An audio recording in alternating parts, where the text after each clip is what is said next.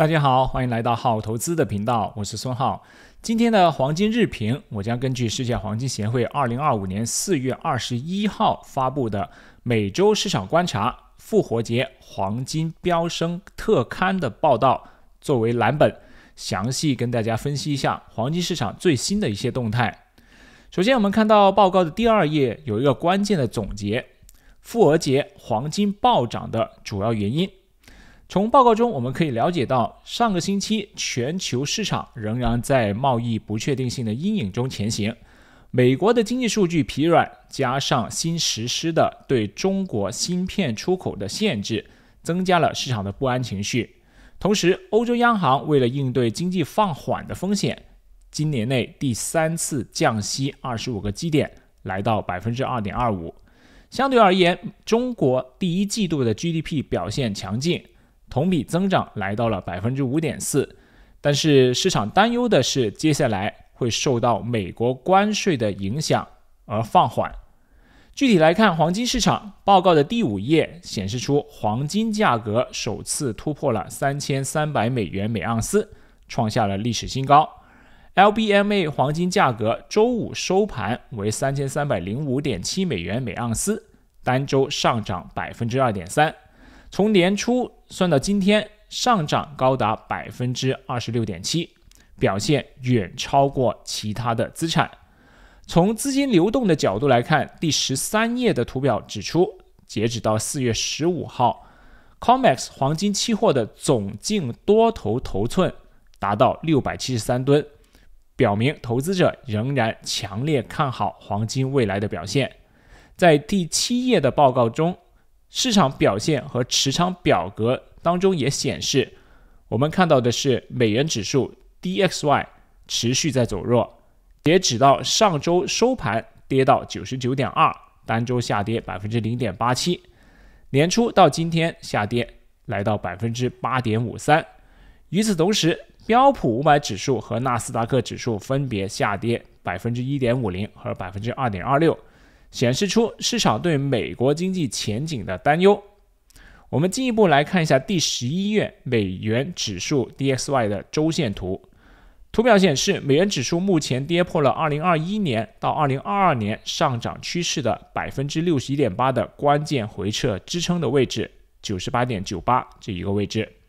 如果继续下跌，可能进一步下探到 94.68 到 94.63 的位置。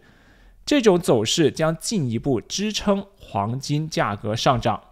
而在12页的标普500指数的周线图表当中显示，目前的反弹被视为暂时性的技术性的反弹，这意味着整体趋势仍然偏空，市场的避险需求可能会进一步提升，支持黄金价格继续上涨。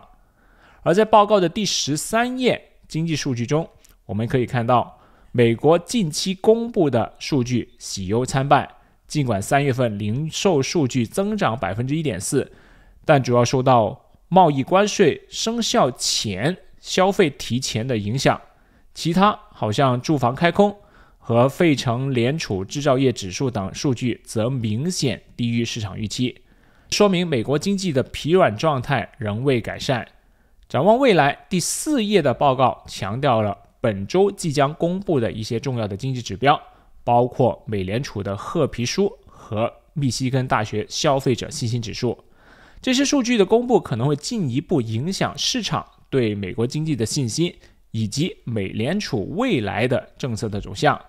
从而对黄金产生直接的影响。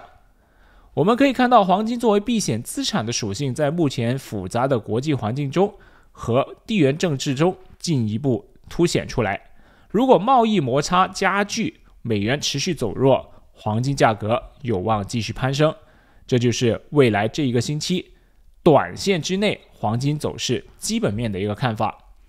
接下来我们进入到技术面，看一下这个星期黄金价格重要的支持位和阻力位都在哪里。我们现在看到的是黄金的周线图。从周线图而言，我个人感觉黄金这一波上涨有可能很快就会来到尾声，因为从整体过去3个星期上涨的动能跟速度来说，是从很低的算$2000开始算，这是涨幅最快最直接的3个星期。一般来说，像这种快速上涨、大幅飙升的，在一个明显的趋势表现当中，通常意味着是最后一波人在追逐涨势的过程。所以黄金现在在昨天其实是已经碰到了$3500这个大的心理关口或整数关口，从日线图当中就表现得非常明显。昨天碰到$3500之后，出现了明显的获利回吐。当然，这并不意味着黄金马上会出现大幅的回调，只是有这么一个警告的信号告诉我，现在这一波涨势可能会在这里至少进入到休整的状态。但是你说黄金要快速大幅往下跌的话，可能还需要一段时间。所以在未来一个星期，从技术图表而言，我自己的分析是围绕着2个重要的价位3300到3500之间，可能会进入到一个$200的震荡的行情。如果要做交易的话，选取短线交易将是更好的一个选择，方向还是寻找做多，等价格回到3300确定站稳了，再考虑做多的交易，重新指向3500做一个短线交易，这样一种方式是更为可取的一种交易的方式。所以我们看到，从技术面和基本面，现在对于黄金来说还是稍微看多的可能性偏多一点点，但是呢，并不会像以前那样可以有一个大行情了，因为这波大行情我的看法是已经快速接近到尾声了。